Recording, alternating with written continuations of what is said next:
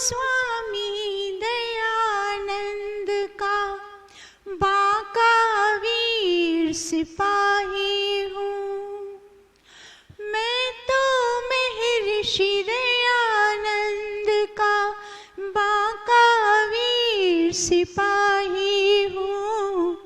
जिस पर ऋषि मुनि लोग चले हैं, मैं उस पथ का राही हूँ। जिस पर योगी लोग चले हैं, मैं उस पथ का राही हूँ। मैं तो स्वामी दयानंद का बांका वीर सिपाही हूँ।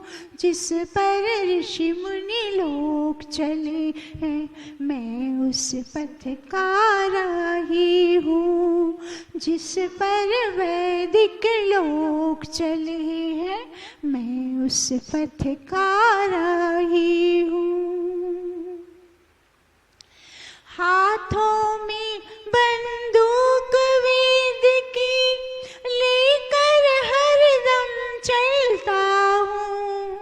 मंत्र गोलियों की बौछारें करता हुआ निकलता हूँ। हाथों में बंदूक वेद की लेकर हरदम चलता हूँ। मंत्र गोलियों की बौछारें करता हुआ निकलता हूँ। वहमों और पाखंडों की मैं करता चला तबाही हूँ। वहमों और पाखंडों की मैं करता चला तबाही हूँ। जिस पर वैदिक लोग चले हैं, मैं उस पथ का राही हूँ। मैं तो स्वामी दयानंद का बांका वीर सिपाही हूँ। जिस पर ऋषि मुनि लोग चले हैं, मैं उस पथ का राही हूँ। निंदा हो या बड़ी प्रशंसा, धन आवे या खो जावे, युगों युगों तक जीऊं मैं चाहे या आज ही मृत्यु हो जावे। निंदा हो या बड़ी प्रशंसा, धन आवे या खो जावे, युगों युगों तक जीऊं मैं चाहे या आज ही मृत्यु हो जावे। हटो कभी ना धर्म के पथ से, मैं ऐसा उत्साही हूँ। हटो कभी ना धर्म के पथ से, मैं ऐसा उत्साही हूँ। जिस पर योगी लोग चले हैं, मैं उस पथ का राही हूँ। जिस पर ऋषि मुनि लोग चले हैं, मैं उस पथ का राही हूँ। मैं तो स्वामी दयानंद का बांका वीर सिपाही हूँ। जिस पर ऋषि मुनि लोग चले हैं, मैं उस पथ का राही हूँ। नियम सर्वहितकारी में परतंत्र सदा मैं रहता हूँ। हितकारी नियमों में हूँ, स्वतंत्र सभी से कहता हूँ। नियम सर्वहितकारी में परतंत्र सदा मैं रहता हूँ। हितकारी नियमों में हूँ, स्वतंत्र सभी से कहता हूँ। सभा के अंदर कभी न करता अपनी मनमानी हूँ। सभा के अंदर कभी न करता मैं अपनी मनमानी हूँ। जिस पर ऋषि मुनि लोग चले हैं मैं उस पथ का राही हूँ। मैं तो स्वामी दयानंद का बांका वीर सिपाही हूँ। मैं तो महर्षि दयानंद का बांका वीर सिपाही हूँ। जिस पर योगी लोग चले हैं मैं उस पथ का राही हूँ। छोटी छोटी बातों पर ही मैं न कभी झगड़ता हूँ। संपत्ति सम्मान को पाकर हरगिज नहीं अकड़ता हूँ। छोटी छोटी बातों पर ही मैं न कभी झगड़ता हूँ। संपत्ति सम्मान को पाकर हरगिज नहीं अकड़ता हूँ। करूं पथिक दोषों से नफरत और गुणों का ग्राही हूँ। करूं पथिक दोषों से नफरत और गुणों का ग्राही हूँ। जिस पर ऋषि मुनि लोग चले हैं मैं उस पथ का राही हूँ। मैं तो स्वामी दयानंद का बांका वीर सिपाही हूँ। मैं तो महर्षि दयानंद का बांका वीर सिपाही हूँ। जिस पर ऋषि मुनि लोग चले हैं मैं उस पथ का राही हूँ। जिस पर योगी लोग चले हैं मैं उस पथ का राही हूँ।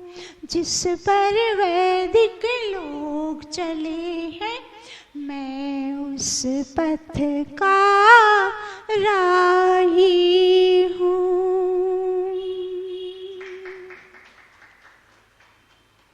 तो बहुत ही सुंदर भजन। अब ये भजन पता है हमें क्या बता रहा है? भजन सबसे पहली बात तो हमें ये बताई जा रही है कि महर्षि दयानंद के जो शिष्य हैं उनको ही यहाँ क्या बोला गया है? महर्षि दयानंद का बांका वीर सिपाही। अब बांका वीर सिपाही का अर्थ क्या होता है? सदा युवा, उत्साही, कर्मनिष्ठ, कर्म में प्रवृत्त होने वाला सिपाही यानी शिष्य, अनुयायी। हम सब कौन है? हम सब महर्षि दयानंद सरस्वती के शिष्य हैं, है ना? हम सब महर्षि दयानंद के शिष्य हैं। तो हमें शिष्य, अब ऋषि का शिष्य कैसा, ध्यान दीजिएगा भैया। शिष्य का जो ऋषि के शिष्य होते हैं वो कैसे होने चाहिए? वो इस सारे भजन में बस वो सारी बातें एक एक पंक्ति में बहुत सुंदरता से कितनी अच्छी तरह से वर्णन करके बताई। तो आज हमें थोड़ा उसको समझ के और हमें अपनी प्रेरणा, उससे हमें ढेर सारी प्रेरणा मिलती है, शक्ति मिलती है। जो हमारे अंदर निष्क्रियता, कई बार हम क्या पता क्यों उत्साह से कम हो जाते हैं, कुछ भी विपरीत परिस्थितियां आती है या कुछ कारण हो जाते हैं, कुछ सामाजिक कार्य, अपने पारिवारिक कार्य या देखिए दिवाली आदि का, तो सबको अपने व्यापार की उन्नति का तो बाधा बन जाते हैं। तो व्यक्ति क्या है, धर्म के कर्मों में, धार्मिक कार्यों में जो उसका नियम था उसमें फिर वो निरुत्साही हो जाता है, निष्क्रिय हो जाता है। वो सोचता है अब छोड़ो, अभी तो मैं अपना करूं, फिर बाद में तो कर लेंगे। तो वो निष्क्रियता जो आ जाती है, तो अपने नियमों में वो निष्क्रियता नहीं लानी। ये निष्क्रियता जो आ जाती है ना, तो उसको दूर करने के लिए जब हम मैं ऋषि दयानंद सरस्वती के जीवन के चरित्र को पढ़ते हैं, सुनते हैं, उनके नियमों को सुनते हैं, उनके जीवन के आचरण को सुनते हैं, तो हमारे अंदर नया उत्साह, नया उमंग और नया सारा कुछ उत्साह, इतना जो निष्क्रियता थी सारी भाग जाती है और हम सक्रिय हो जाते हैं वापस अपनी सक्रियता की ओर। तो सक्रिय होना अति आवश्यक है। जैसे हम अपने धंधे व्यापारों को बढ़ाने के लिए, सच बताएं, क्या कुछ नहीं करते, उसमें भी हम कुछ कुछ उपाय करते रहते हैं, तभी तो वो बढ़ता है ना। ऐसे ही अपने आप तो नहीं बढ़ जाता। तो धार्मिक स्थानों को ये आर्य समाज की बढ़ोतरी के लिए, उसकी उन्नति के लिए वहाँ लोग ज़्यादा आए, जुड़े, सब सक्रिय हो जाएं, उसके लिए भी कुछ तो करना पड़ेगा ना। हम सोचे ना कुछ करें नहीं, बस आए चल गए, आए चले गए। तो उससे आप स्वयं देख लो ये दुर्दशा आर्य समाजों की, ये दुर्दशा है ना। हम भीड़ नहीं चाहते, जैसी सांप्रदायिक लोगों में लाखों हजारों की भीड़ होती है, हमें वो भीड़ नहीं चाहिए। पर कम से कम 70 लोग, 80 लोग, 100 तक लोग तो यहाँ जुड़ने, इतने सुंदर बड़े बड़े हालों में इतनी संख्या तो होनी चाहिए ना। वो भीड़ नहीं है, वो तो अति आवश्यक है। अगर ऋषि के इतने आर्य समाज, सुंदर आर्य समाजों का निर्माण करके हम बैठ गए और 4-5 लोग या 10-15 लोग, तो ये तो ठीक बात, बिल्कुल ये अनुचित बात है। तो ये इसका उपाय कौन करेगा? बाहर के आने वाले लोग करेंगे। तो इसका उपाय भी तो हमें मिलके ही तो करना है ना। हमें सभा बुलानी है, हमें कुछ भी मीटिंग बुला के हमें उसके उपाय तो कुछ तो करने पड़ेंगे ना।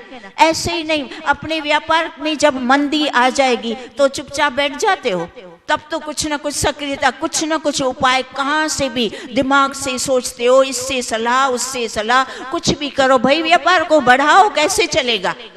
तो इसको भी तो बढ़ाना तो है ना, बढ़ाना तो नहीं, ऊपर से जो जितने हैं वो भी गायब। तो हम सबका क्या कर्तव्य बनता है?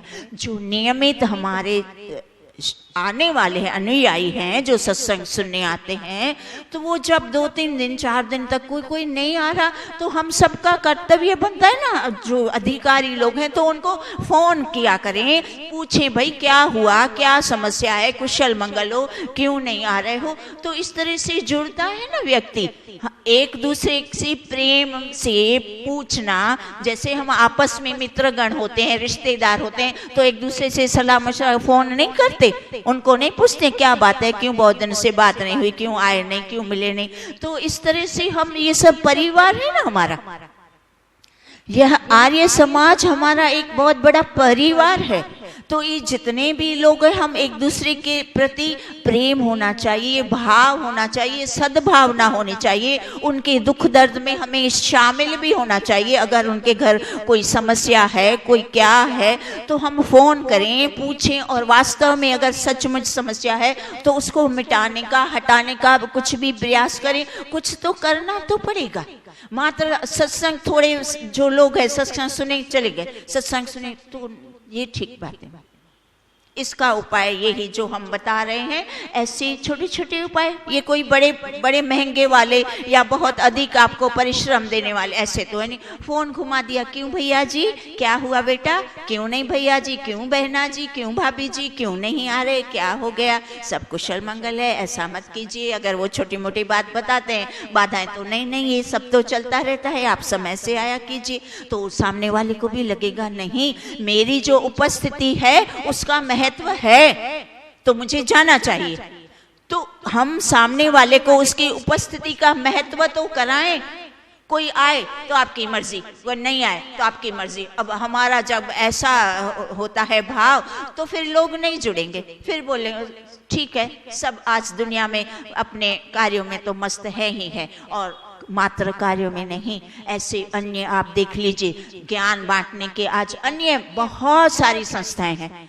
तो वहाँ लोगों को बहुत सारा मान मिलता है, प्रेम मिलता है, आदर मिलता है, सत्कार मिलता है, भाव मिलता है। तो फिर वो लोग सोचते हैं तो जहाँ रुखापन है तो वहाँ क्यों जाए, जहाँ हमें प्रेम है, आदर है, मान भी है, सत्कार है, तो वहाँ क्यों न जाए। क्योंकि आधा घंटा तो सबको, सबके पास कुछ ज्ञान ध्यान धर्म के लिए सब चाहते ही हैं और सब जाते ही हैं, तो सब फिर दूसरी जगह मुड़ जाते हैं ना, क्योंकि हमारा रुखा व्यवहार। मैं सच बताती, मैं ऋषि दयानंद सरस्वती इतने बड़े योगी, इतने बड़े सन्यासी, पर वो रुखे नहीं थे, प्रेम पूर्ण थे।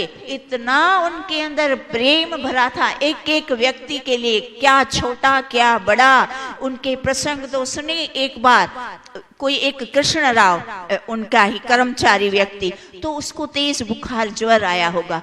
तो अब ज्वर आ जाता है तो वो जाके अपने कोठरी में पड़ा रहा। सो तो जब स्वामी जी को पता चला कि उसको बुखार आया है और वो वहां सोया, स्वामी जी खुद उसकी कोठरी में चल के गए और चुपके से उसके सिरहाने पे बैठ के उसका सिर दबाने लगे। आप सोचो जरा, कहाँ एक कर्मचारी, कहाँ हमारे महर्षि दयानंद सरस्वती, इतने बड़े उनका प्रतिष्ठित हो चुकने के पश्चात की बात है यह, जाके उनका सिर दबाने लगे। ये है भाव, ये है प्रेम, ये है सबको अपना समझना। फिर लोग जुड़ेंगे ना, इसीलिए जुड़े थे ना लोग उनसे, नहीं तो उनके पास और था ही क्या बेचारे। सन्यासी के पास सच बताइए और तो कोई साधन भी नहीं थे। आप अपनी तुलना उनसे करो, आपके पास क्या कुछ साधन नहीं है। ये फोन है, ये स्कूटर है, ये गाड़ियां हैं, ये खाना हाथ में मिल रहा है, आपको सब कुछ, सारी सुविधाएं हैं। फिर भी इतनी सुविधाओं के प्राप्त करने के बावजूद, उपलब्ध होने के बावजूद भी हम धर्म के कार्य में एकदम निष्क्रिय पड़े रहते हैं। बड़ा अफसोस होता है, मैं सच कहती हूँ, मुझे इतना अफसोस होता है, इतना दुख होता है, और ऐसा होता है क्या क्या करूँ मैं, कैसे इनको खड़ा करूँ कि इनके अंदर जोश उत्पन्न हो जाए, ये कुछ करें। कुछ करना चाहिए ना, करना चाहिए, करें, पक्का करें। कितने लोग हैं, कुछ थोड़ी संख्या को बढ़ाएं, वो सबके लिए हितकारी है। आर्य समाज के लिए हितकारी है, समाज के लिए हितकारी है, उनके परिवारों के लिए हितकारी है, सबका इसमें भला है, देश का भला है। तो इस तरह से हमें ऐसा व्यवहार करना पड़ेगा। तो अब क्या बताते हैं आगे, बहुत अच्छी अच्छी बातें बताई है इसमें। फिर पहली बात क्या बता दी कि हाथों में बंदूक वेद की लेकर हरदम चलता हूँ। तो जो ऋषि के अनुयायी हैं, जो हम सब ऋषि के शिष्य हैं, तो यहाँ क्या बता दिया, उनको क्या करना चाहिए। तो क्या बता दिया, वेदों की बंदूक। अब वेद की बंदूक का अर्थ क्या है, वेद के अंदर क्या है, मंत्र है ना। तो देखो बता दिया ना, मंत्र गोलियों की बौछारें मैं करता हुआ निकलता हूँ, वहमों और पाखंडों की मैं करता चला तबाही हूँ। तो वहम और पाखंड और भ्रम और भ्रांतियां ये किससे दूर होगी, उसका शस्त्र बता दिया। वेद शस्त्र है, बंदूक है, और उसके अंदर जो मंत्र हैं वो गोलियां हैं। तो जो वेद के छोटे छोटे मंत्र, बड़े नहीं, आप छोटे छोटे मंत्र भी हमें कंठस्थ होने चाहिए। जैसे छोटी छोटी ये भ्रांतियां अधिक किसकी है, लोग दूसरी ओर क्यों जाते हैं, वहां प्रतिमा होती है ना, मूर्तियां होती है, ये सब होता है, तो वो लोग वहां जुड़े होते हैं। तो हमें उसका प्रमाण तो देना पड़ेगा, वो गलत है और ऋषि और हमारा आर्य समाज वेद सही है, उसका प्रमाण क्या। तो उसका प्रमाण है छोटे छोटे वेद के जो मंत्र हमें कंठस्थ होंगे, तब हम उसको वो छोटा मंत्र और उसका अर्थ वो बताएंगे, तब तो वो पक्का जुड़ेंगे। वो बोलेंगे हाँ ये उनका अपने खिस्से की बात नहीं है, ये वेद की बात है, ये वेद की बात बता रहे हैं और सत्य बात है। तो सत्य तो सबको पसंद आता है। अगर हम सच्चा, बिना किसी लाग लपेट के सच्चा सच्चा सत्य बताएंगे और उनका भला उनको दिखेगा, वो अवश्य जुड़ेंगे। क्यों नहीं जुड़ेंगे, सब जगह जुड़ते हैं, सब जगह जाते हैं, तो यहाँ भी पक्का जुड़ेंगे। तो छोटे छोटे मंत्र, जैसे बहुत छोटे मंत्र हैं, जैसे मैं एक तस्य न तस्य प्रतिमा अस्ति। अब ये एक मंत्र है, न तस्य प्रतिमा अस्ति। अब कितने कम शब्द हैं, न तस्य, तस्य अर्थात न अर्थात नहीं, तस्य अर्थात उस परम पिता परमेश्वर की, न तस्य प्रतिमा मूर्ति न अस्ति, होती ही नहीं। ईश्वर की कोई प्रतिमा, कोई मूर्ति होती ही नहीं। बस अब ये इतना छोटा सा मंत्र कंठस्थ कर लिया, उसका अर्थ बता दिया, प्रमाण सहित लोग समझ जाएंगे। लोग बोलेंगे हाँ सही बात है, ये अपनी बात नहीं बता रहा, ये तो ईश्वर की वाणी, वेद वाणी बताई जा रही है। फिर ये सपर्यगा, शुक्रम, अकायम, अवर्णम, अस्नावीरम, शुद्धम, अपापविद्धम। तो चलो ये खाली पहली पंक्ति, दूसरी हमें नहीं करनी। इस पहली पंक्ति में बहुत सारा ईश्वर सर्वव्यापक है, ईश्वर अवतारवादी नहीं है। जैसे ये अवतारवादी लोगों ने इतने सारे संप्रदाय बना के और वहाँ लाखों लोग जुड़ जाते हैं, तो हमारी ये एक पंक्ति में से ही वो समझ जाएंगे कि हाँ ईश्वर सर्वव्यापक है। वो कभी नस नाड़ियों में आता ही नहीं, वो कभी अवतार मनुष्य का अवतार, मनुष्य के रूप में वो अवतार लेने की उसको आवश्यकता ही नहीं है। वो सर्व व्यापक है, वो कण कण में समाया है। तो ऐसे इस तरह से छोटी छोटी बातें हमें कंठस्थ कर लें, और अगर मंत्र याद ना भी रहे तो भी उसका सरल, उसका अर्थ याद कर लो। अर्थ तो सरल है ना, अर्थ याद करके और इस तरह से हमें लोगों को जोड़ना है, तभी हम ईश्वर के और ऋषि के शिष्य कहलाएंगे। तो ऋषि का शिष्य बनना है तो कुछ पुरुषार्थ हमें अवश्य में करना पड़ेगा। फिर दूसरा क्या बताते हैं दूसरी पंक्ति में, क्या बहुत अच्छी बात क्या बताई, निंदा हो या बड़ी प्रशंसा, धन आवे या खो जावे, युगों युगों तक जीऊं या आज ही मृत्यु हो जाए, हटूं कभी ना धर्म के पथ से, मैं ऐसा उत्साही। कितना उत्साह भर दिया कि अपने इस शरीर की भी कोई परवाह नहीं, मर जाऊं तो मर जाऊं, क्या हो गया, शरीर मरेगा ना, मैं थोड़ी मरूंगा। मैं धर्म का कार्य कर रहा हूं, अगर उस धर्म के कार्य करते करते अगर मेरा शरीर छूट भी गया तो वैसे भी एक दिन तो छूटना है। तो धर्म के कार्य करते करते छूटा तो आप सोचो उसको ईश्वर क्या क्या कुछ नहीं दे देगा, उसको सब कुछ मिल जाएगा। उसका इतना छूटा और उसको बदले में इतना मिल जाएगा। तो इसीलिए शरीर छूटने की भी चिंता नहीं करनी है। फिर क्या बता दिया, निंदा या प्रशंसा, कोई फर्क नहीं पड़ता। कोई हमें निंदा करे, कोई हमारी कोई प्रशंसा करे, हमें क्या फर्क है। आत्मा को तो इनसे ना कुछ लेना ना देना। ये सारी निंदाएं इधर धरी की धरी रह जाएगी, सारी प्रशंसा धरी की धरी रह जाएगी। क्या पता क्यों कुछ इतने पढ़े लिखे विद्वान जन भी इस प्रशंसा के पीछे ऐसे पागल हुए जा रहे हैं कि अपना सब कुछ मान मर्यादा सब छोड़कर राग द्वेषों में आ जाते हैं। छोटी सी बात नहीं समझ पाते, बड़े पद लेके बैठ गए, क्या फायदा, क्या फायदा। हम छोटे बने अच्छी बात है, छोटे बने हैं, पर हम ईश्वर की जो आज्ञाएं हैं, जो हमारे ऋषियों की जो उनका आचरण है, वो हमारे अंदर है। हमारे अंदर ऋषि का प्रेम है, हम ऋषि के कार्य को करना चाहते हैं, हम ईश्वर की आज्ञा का पालन करना चाहते हैं। हमें बहुत ज्यादा पद ऊंचे ऊंचे नहीं मिले हैं, नहीं चाहिए, अरे नहीं चाहिए। ये बड़े पद तो ऊपर से लोलुपता, ये फंसाने वाले हैं।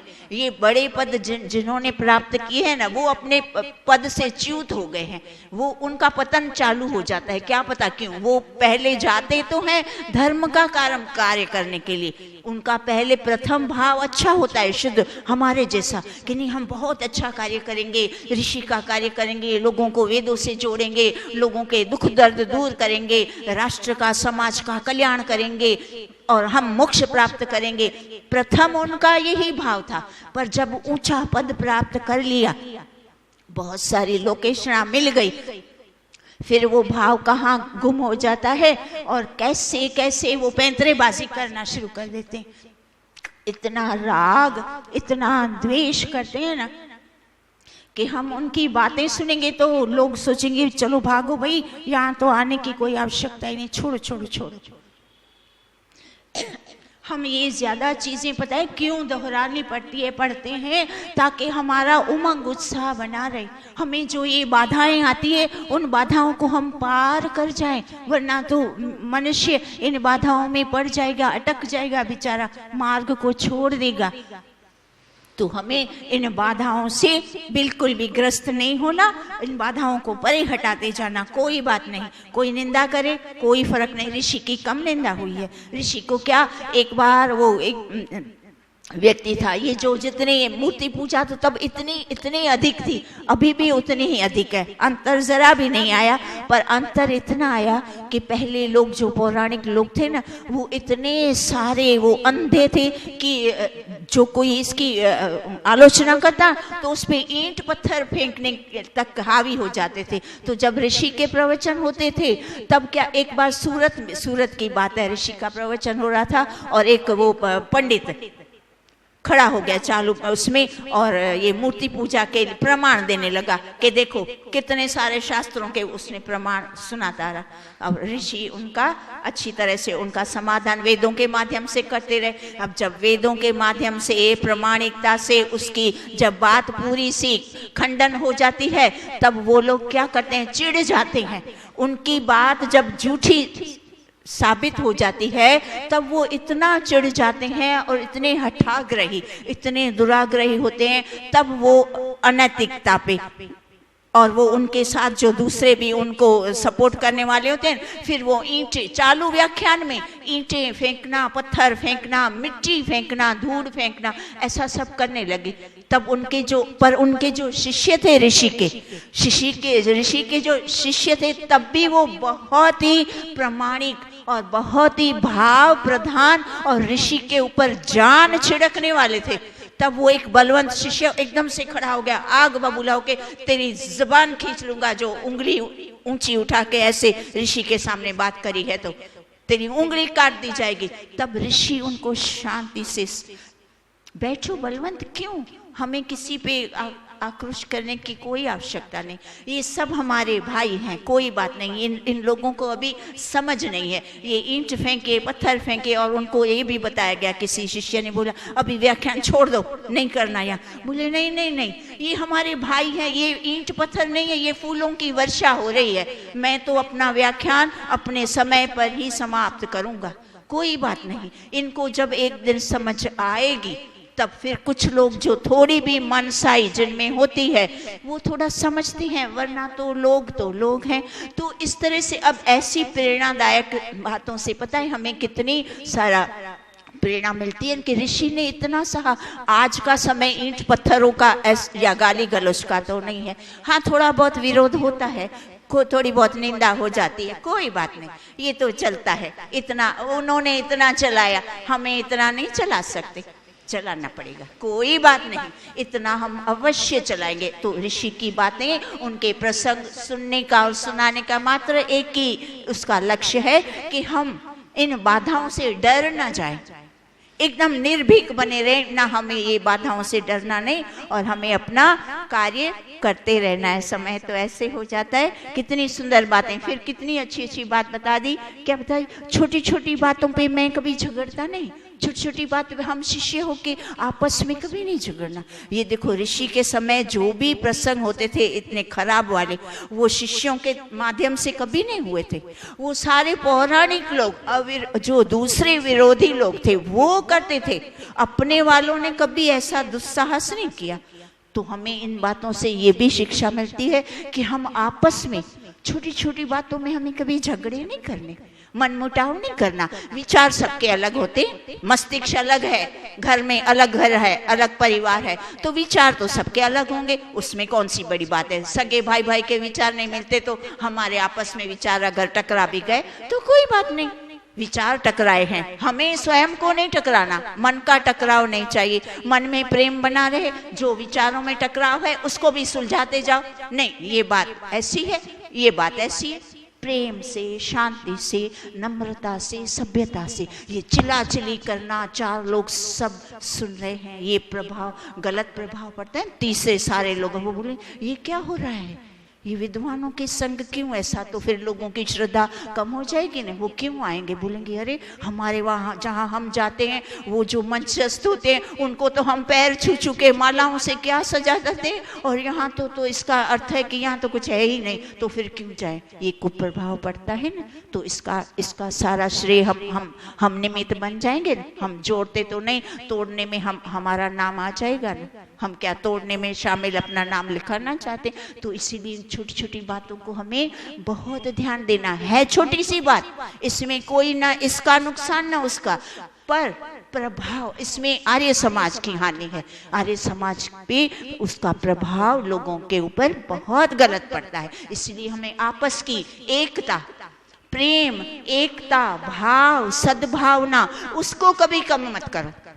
विचार अलग दुनिया में हर जगह होते हैं। आपके परिवार में जितने सदस्य हैं सबके विचार अलग हैं, तो क्या हम एक ही परिवार में प्रेम प्यार से रहते हैं कि नहीं रहते? एक दूसरे की छोटी छोटी बात को हल कर देते हैं कि नहीं करते हैं? बस ये भी हमारा वैदिक परिवार, छोटी छोटी बातें, छोटे छोटे विचार, कभी अलग हो गए, कभी टकरा गए, कोई बात नहीं, ये कर लो, समाधान हो गया, समाधान प्रेम से, शांति से, ठीक है ना? तो हमें एकता बनाए रखना। आज का हमारा पूरे विषय क्या था? हम आपस में एक हो जाएं।